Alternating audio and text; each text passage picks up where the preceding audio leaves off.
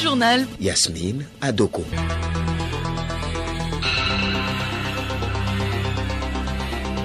Mesdames et messieurs, bonjour. Les titres de cette édition.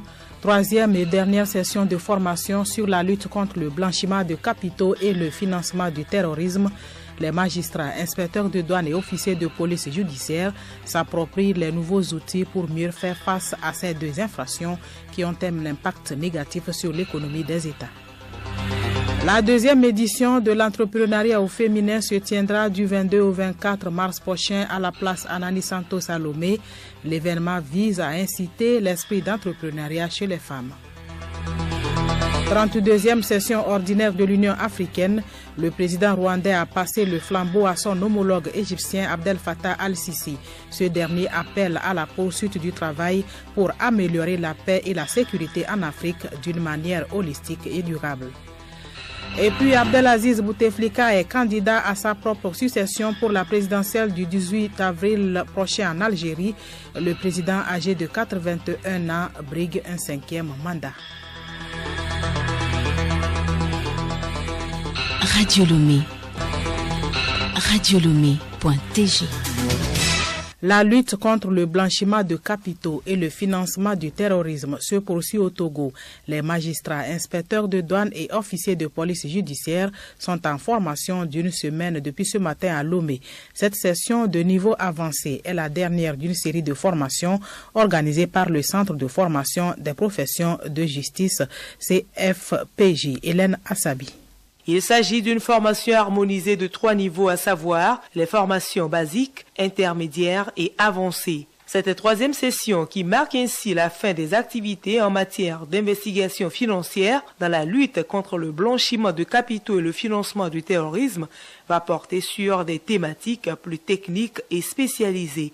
Madame Soukoudé Fiaonou, directrice du Centre de formation des professions de justice CFPJ. Au cours de cette session, les participants vont travailler sur des thématiques plus pointues, à savoir les techniques d'enquête spéciale, de l'évaluation des risques au niveau national. On parlera également des sociétés écrans, la stratégie de leur identification, des nouveaux moyens de paiement. Les participants vont également prendre le temps d'examiner, d'échanger et d'apprendre toute la stratégie qu'il faut pour bien agir en matière de lutte contre le blanchiment de capitaux et le financement du terrorisme. Et nous voulons également que cette dernière formation soit le couronnement de la lutte contre ces infractions et qu'il y ait des poursuites, des condamnations et surtout la saisie des avoirs au profit de l'État. La formation s'inscrit dans le cadre du projet Samoa, projet de renforcement des capacités de lutte contre le blanchiment de capitaux en Afrique de l'Ouest, financé par l'Union européenne. Conférence de presse sur la deuxième édition de l'entrepreneuriat au féminin prévue du 22 au 24 mars prochain à Lomé. Cet événement socio-éducatif se veut une rencontre d'impact et de transformation de la vie des femmes entrepreneurs en faisant la promotion de la gente féminine. Angèle Otonji.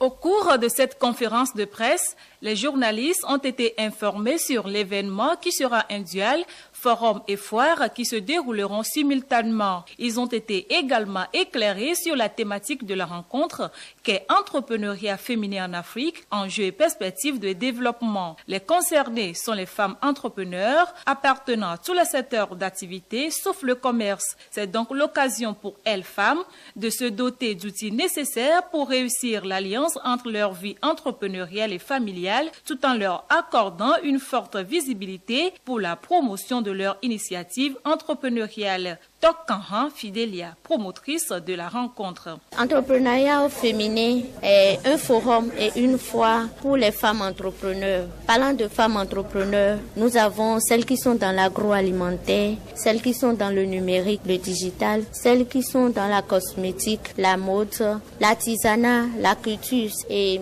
la particularité de cette année est que ça se déroulera au beau milieu de la ville, à Anani Santos. Ça se fera sur 3 jours et il y aura des ateliers de formation pour le renforcement de capacité des participantes et des visiteurs qui seront là. L'événement entend aussi sensibiliser les hommes, les élèves, les étudiants et les institutions publiques et privées sur les défis de l'entrepreneuriat féminin. Le forum portera sur des thématiques relatives au développement des compétences et aux réalités de l'entrepreneuriat féminin. Quant à la foire, elle sera le lieu de démonstration et de promotion des initiatives entrepreneuriales. La rencontre va réunir 100 femmes exposantes entrepreneurs qui viendront de différents pays d'Afrique. Le journal Yasmine Adoko. Hors du Togo, l'Égypte prend la présidence de l'Union africaine. Abdel Fattah al-Sisi est désormais à la tête de l'institution. Au cours de la session d'ouverture de son 32e sommet à Addis Abeba, son prédécesseur Paul Kagame lui a cédé son fauteuil, et ce pour un an. Abidé Singbe. Le président Abdel Fattah al-Sisi entame donc sa présidence à la tête de l'Union africaine. Notre travail doit se poursuivre pour améliorer la paix et la sécurité en Afrique d'une manière holistique et durable, a-t-il appelé hier depuis le siège de l'Union africaine. Cette année devrait lui offrir l'opportunité de concrétiser son réengagement sur la scène africaine et de restaurer l'influence politique et économique de l'Égypte après des décennies d'éloignement de ses partenaires africains. Lors de son discours, le nouveau président de l'Union africaine a dévoilé les 3 piliers de sa présidence: le développement des infrastructures, l'accélération de l'entrée en vigueur de la zone de libre-échange continentale africaine et la création d'emplois pour la jeunesse du continent. Cette session a aussi été l'occasion de dévoiler l'identité de la présidence suivante en 2020. Il s'agira de l'Afrique du Sud et donc de son président Cyril Ramaphosa. La composition du nouveau bureau de l'Union africaine, également connu une nouvelle figure, Félix Tshisekedi, président récemment élu en République démocratique du Congo, occupe le poste de 2e vice-président au sein de l'institution. Sénégal, la présidentielle se tiendra le 24 février prochain.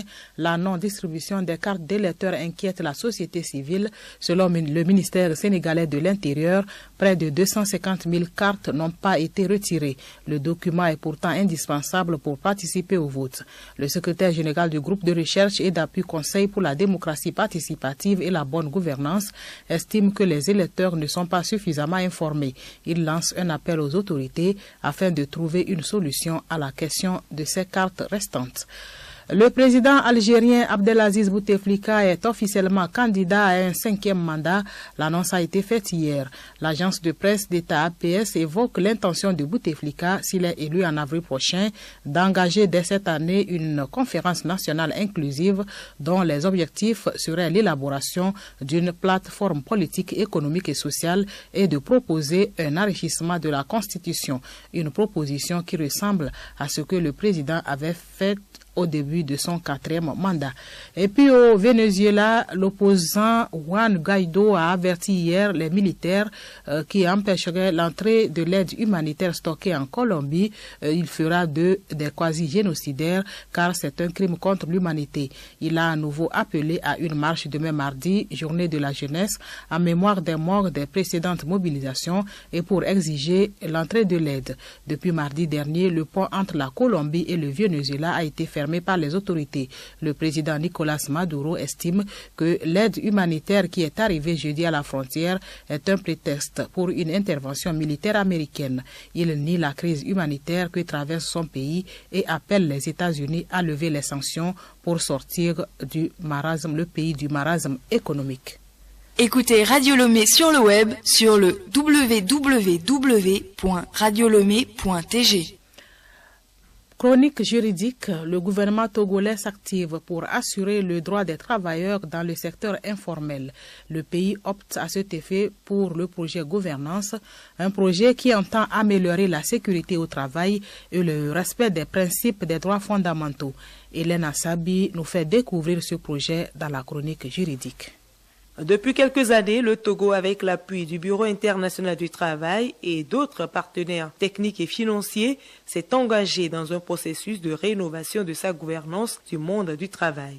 Le projet Gouvernance s'inscrit dans cette logique d'appui. Il vise à aider les petites et moyennes entreprises à prévenir les risques professionnels, améliorer les conditions de travail et faire respecter les principes et droits fondamentaux au travail. Marie-Christine Cohen, conseillère technique du Bureau international du travail. C'est un projet qui concerne l'appui à l'administration et à l'inspection du travail. En effet, il nous a semblé utile pour améliorer les droits des travailleurs, de renforcer également les missions de l'inspection du travail, cela pour renforcer les droits des travailleurs et favoriser leur accès à un travail plus décent, c'est-à-dire qui respecte davantage le droit du travail, l'accès à la protection sociale et également la liberté syndicale ou encore la non-discrimination dans le travail et dans l'emploi. Depuis son lancement en janvier 2017 au Togo, le projet gouvernance a permis au service d'inspection du travail d'effectuer des visites expérimentales dans 320 unités de l'économie informelle, notamment dans les secteurs des bâtiments et travaux publics, de l'industrie extractive et du commerce. Il s'agit essentiellement d'aider l'administration du travail à jouer pleinement son rôle. Nous retrouvons Christine Cohen, conseillère technique du Bureau international du travail.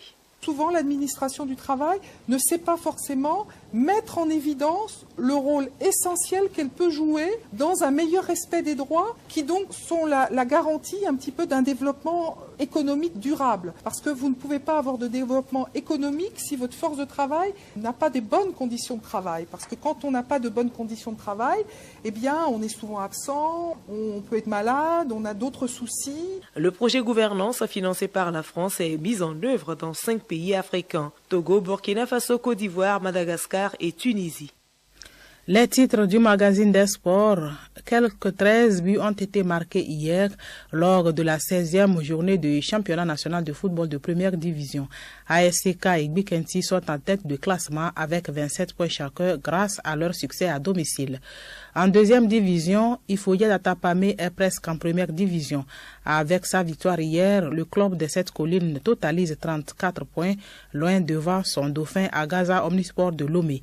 Les huitièmes de finale de la Ligue européenne des champions se jouent mardi et mercredi. Le PSG voyage en Angleterre pour défier Manchester United. Et puis les 12 jours de stage niveau 1 de tennis a pris fin à Lomé. La trentaine de participants œuvrent désormais pour la détection des jeunes talents. Le développement de ces titres, c'est pour tout à l'heure à 13h avec Théophile Dandako.